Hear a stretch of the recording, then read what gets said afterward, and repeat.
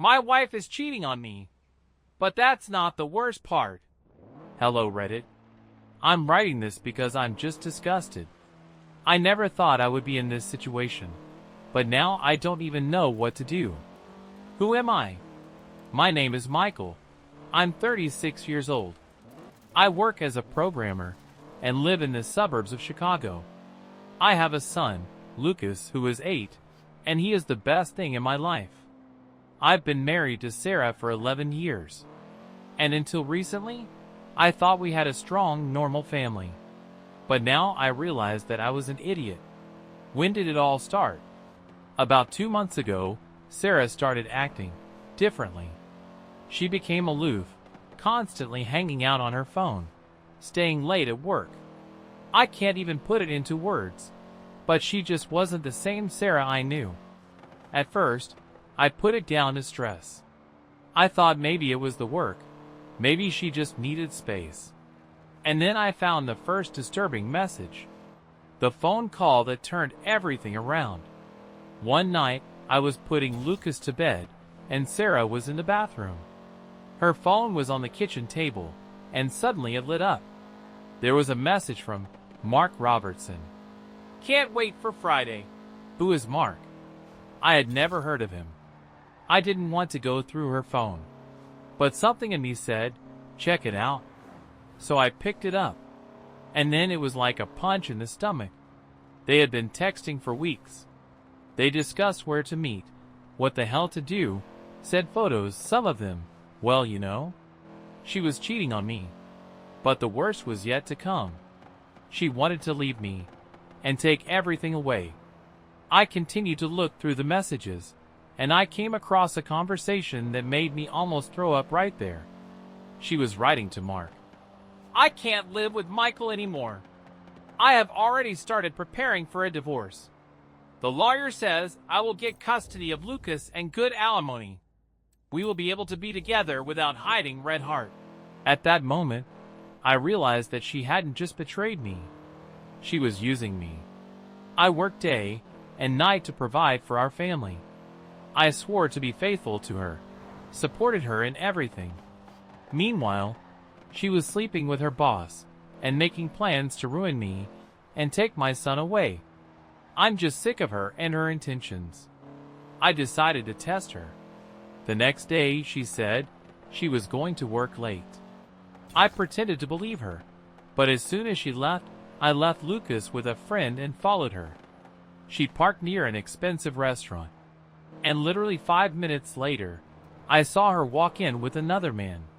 He was tall, fit, in an expensive suit. They were laughing. He put his hand on her back, and she didn't take it away. Later I found out that he was her boss. I took some photos and went home and started preparing. A few days passed since I found out the truth. After I saw her with Mark in the restaurant, I realized that words would not be enough. I didn't want a scandal, tears, or excuses. I wanted to ruin her plan while she still thought she was in control. So that's what I did. I hired a lawyer. An hour after I found out the truth, I called a friend of mine who works in a law firm. He advised me to collect evidence and prepare the divorce papers first. I gathered the evidence. I saved all the messages I found on her phone. I also had photos of them together in a restaurant. I prepared financially. I checked our joint accounts and immediately transferred some of my money to a separate account. Sarah didn't know I had personal savings, so it was safe. I installed a hidden camera. I had a surveillance camera at home that I had once bought to keep an eye on Lucas when I left him with a babysitter. I put it in the living room, and this is what it recorded. She brought him home to us. The day after their romantic dinner, I went with Lucas to the park. I deliberately stayed late to see what Sarah would do, and she brought Mark to our house.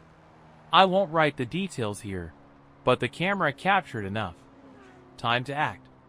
The next morning, while she was taking a shower, I took her phone and emailed myself all their correspondence.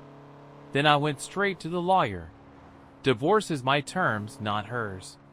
I was the first to file. In the documents, I indicated adultery and provided evidence.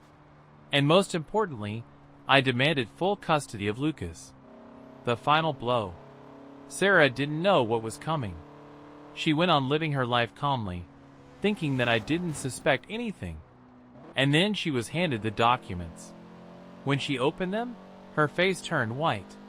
"What is this?" she asked, looking at me. "What you were planning to do, only I beat you to it." She started screaming that it was a mistake, that I had misunderstood everything.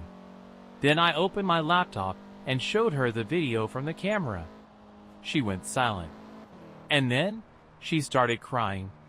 She said that it doesn't mean anything. That she made a mistake. But I didn't care.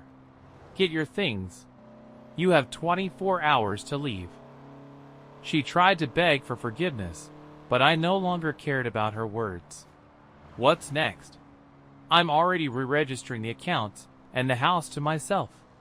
My lawyer says I have a strong case, and there is a good chance that the court will keep Lucas with me. As for Mark, his wife already knows. I sent her all the evidence, and it seems she's filing for divorce too. I don't feel angry anymore. Now I feel only relief. Sarah made her own choice, and now she is paying for it.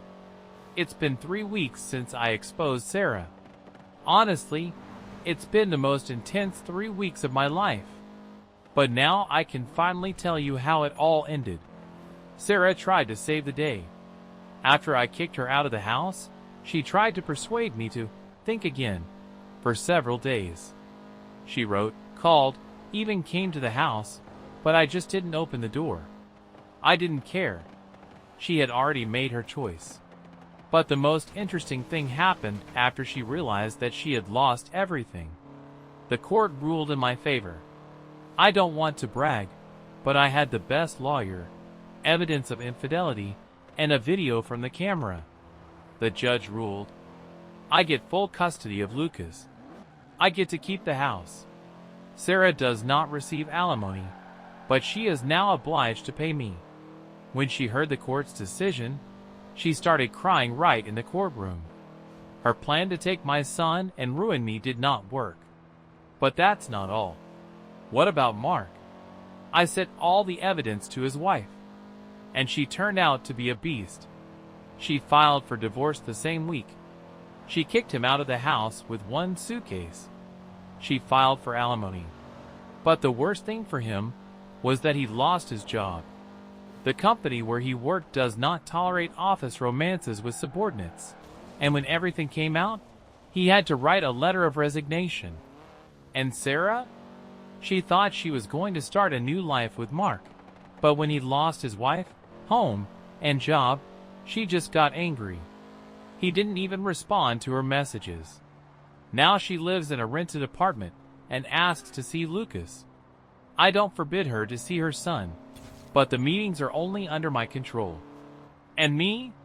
I am happy. For the first time in many years, I feel calm. I spend a lot of time with Lucas. I'm getting back to normal, and I even started talking to a wonderful woman, but that's another story. Moral? If you've been betrayed, don't despair. Just make them pay for it in full. Thank you to everyone who supported me in the comments. You gave me the strength not to give up. And now I can only say one thing.